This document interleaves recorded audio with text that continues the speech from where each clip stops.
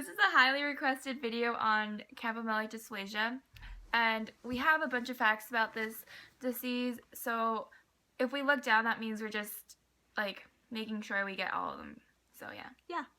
Okay, so first of all, I want to talk about the risk factors that could lead to having campomelic dysplasia. So the first one is that campomelic dysplasia is inherited. It's a genetic disorder, and it's caused by mutations on or near the SOX9 gene.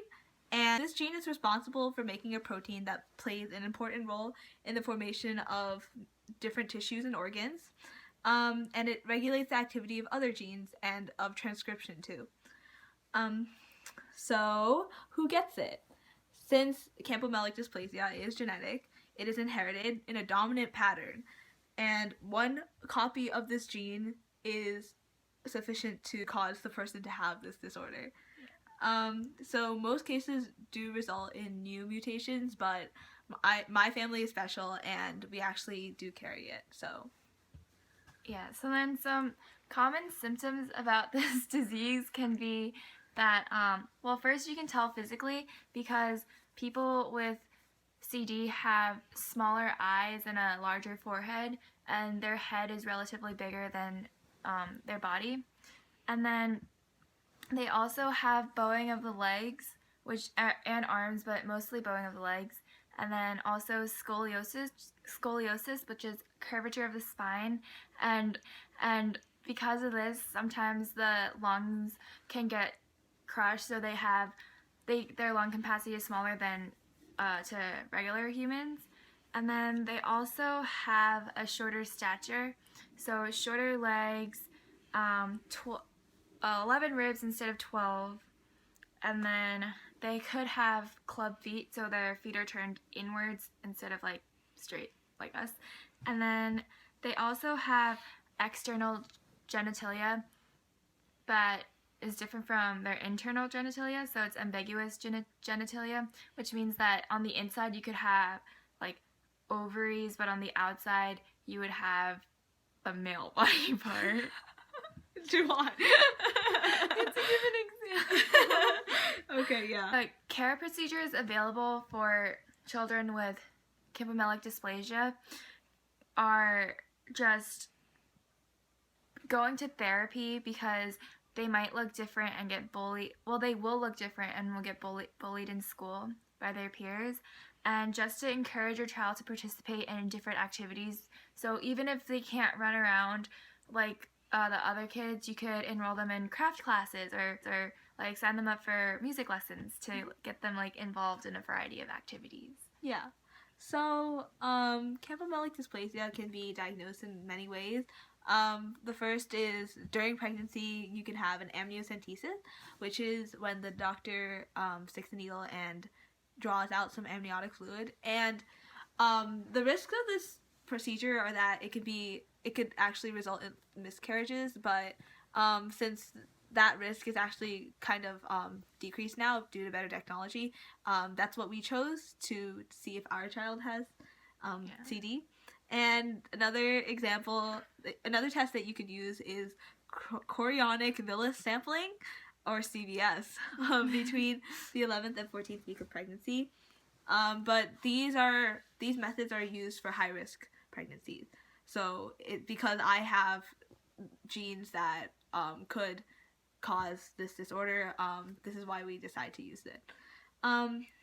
So it can sometimes also be diagnosed with an ultrasound, but it doesn't always guarantee that the diagnosis will be correct. But yeah.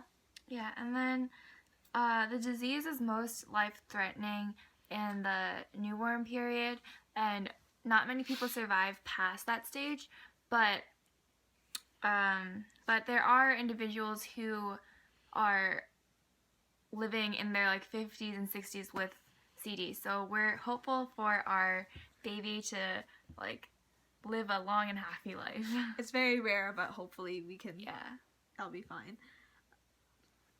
So treatments that could help people with CD are surgeries that will fix the cleft palate in individuals with CD, or other surgeons that will fix the club feet. And scoliosis has to be monitored, and in severe cases, it could be operated on.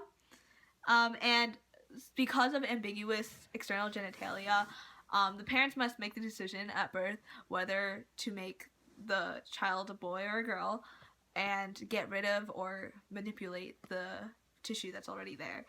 So that's a decision we're going to have to make in a few weeks if we have a child with CD. And they must have periodic hearing assessments to monitor any symptoms that may happen. Yep.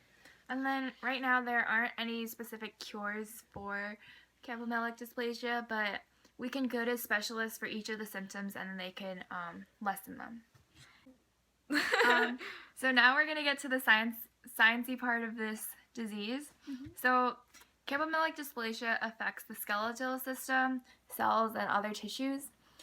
So first, we'll talk about the Pierre-Robin sequence symptom.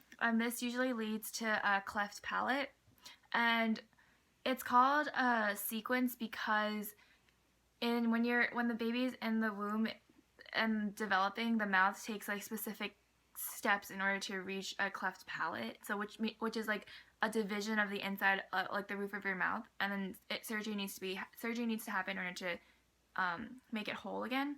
So it could happen in two areas: the hard palate or the soft palate. And the hard palate is the firm bony plate hugging the top teeth, so it's like right behind your teeth, so that hard part. And then the soft palate is the flexible, more fleshier tissue in the back of your mouth. So like if you reach your tongue back, you can feel it. So the next part is the scoliosis. So scoliosis affects your spine, ribs, and pelvis, and it's like the curving of your spine in like almost like an S shape. And what happens is that the vertebrae don't line up properly, and they are kind of curved. And what can happen is that your organs or your organs and your lungs kind of get squished, and they aren't in the proper places, and it can damage your organs. Yeah, and then finally, the bowing of your legs results from an abnormality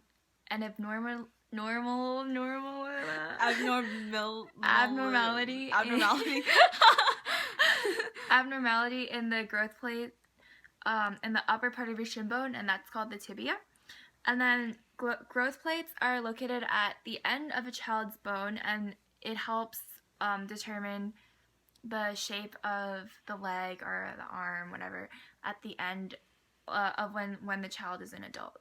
Yeah. So, yeah. So, thank you for listening to our vlog about campomelic dysplasia. Yeah. We hope you learned a lot. So, thank you.